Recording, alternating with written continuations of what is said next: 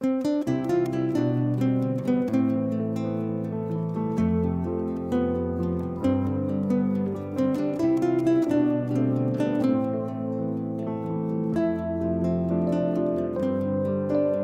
everybody, this is John Marshall here. Welcome to this short video clip.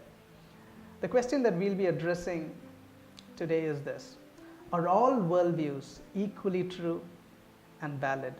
This idea is otherwise called religious pluralism.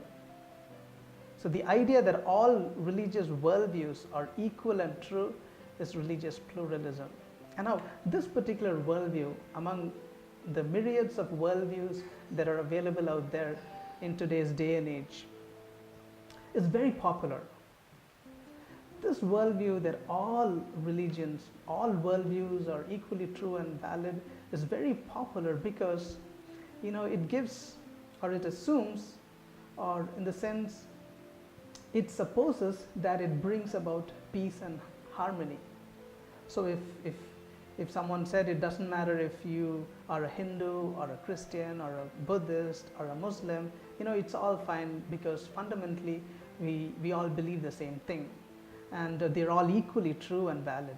So when everyone believes this, it seems to promote peace and harmony, and there'll be very little religious intolerance. Well, I'm going to be making 3 propositions concerning religious pluralism.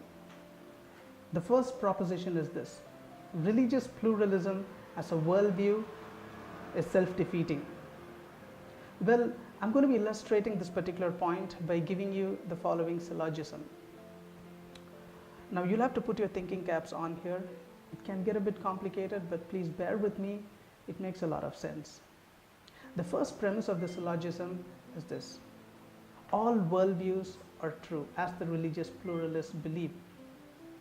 Now the second premise is this: if all worldviews are true as the religious pluralists say, then Islam is true because Islam is one of the world's religions.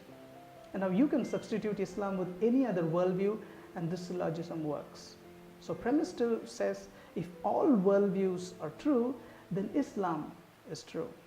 Now here's the key premise, premise 3.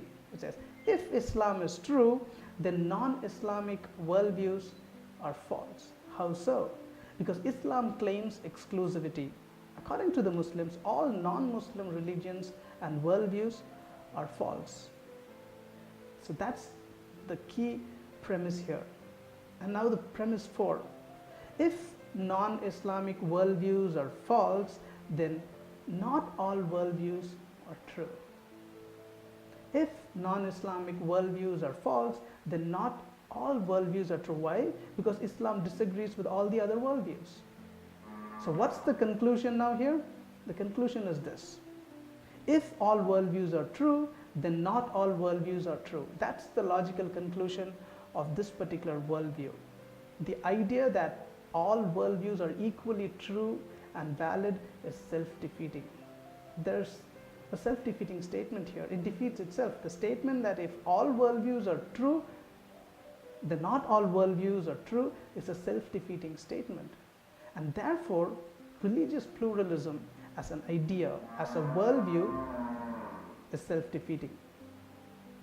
Now, my second assertion, my second proposition concerning religious pluralism as an idea is this: religious pluralism, or the worldview that says all worldviews, whether they're religious or non-religious, are equally true and valid, is patently false. It is false. How do I say that? Because, let's compare and contrast any 2 worldviews.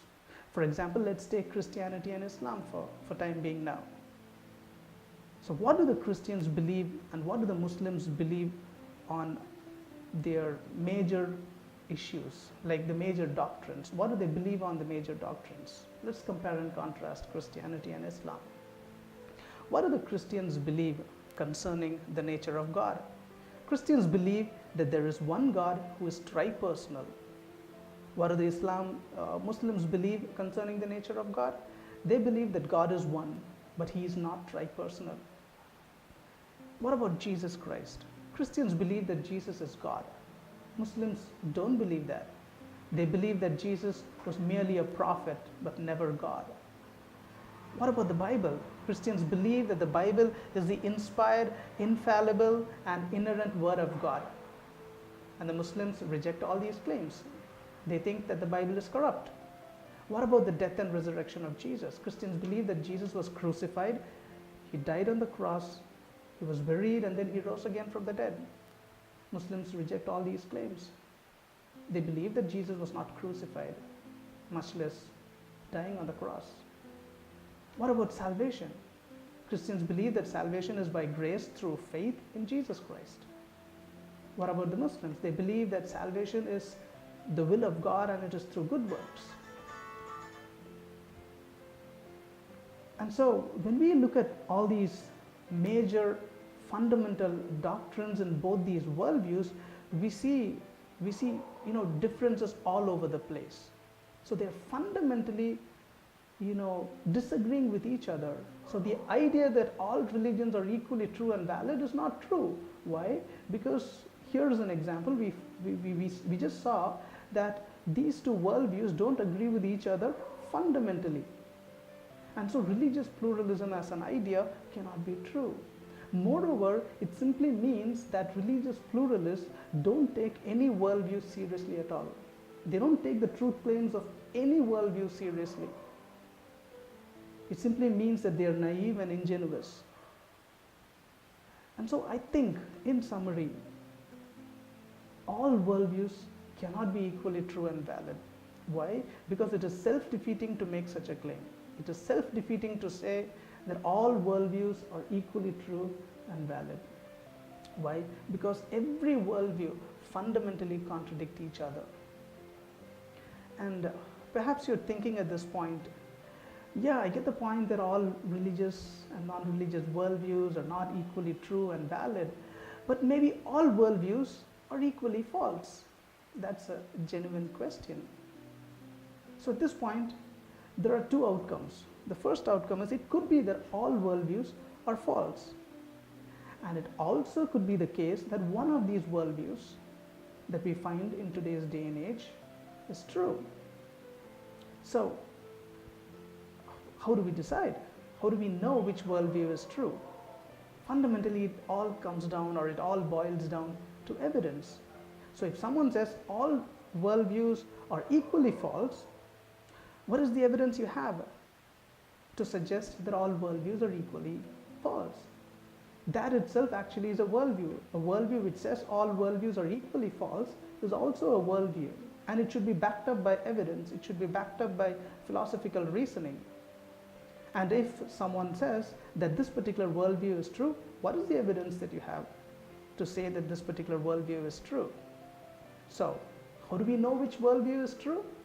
Let me help you by giving you 3 questions that you have to answer in order for you to know which worldview is true. The first question is this: is the worldview under observation logically coherent and consistent as a system of thought? This is very, very crucial. Is the worldview, whether it's religious or non-religious, it must be logically coherent and consistent as a system of thought. If it does not follow the laws of logic, then it cannot be true. Second question is this: is the worldview under observation factually verifiable? Does the worldview make empirical claims? And if it does, is it falsifiable? Is it checkable? Is it verifiable? The third question is this: is the worldview under observation experientially relevant to our daily lives? So if the answer to these 3 questions are yes, then that particular worldview is probably true. And so, in summary, what have we discussed so far? Are all religions, as a matter of fact, are all worldviews equally true and valid? The answer to that question is no. Why? Because it is self-defeating to make such a claim. Why? Because every worldview fundamentally contradicts each other. Thank you for watching. Goodbye. For questions or comments or any concerns you have about the content of this short video clip, please do shoot me an email, which is right here, and also, go to my website, which is also found here, and you'll find more content there. And please do like and subscribe to my channel. Thank you for watching. God bless.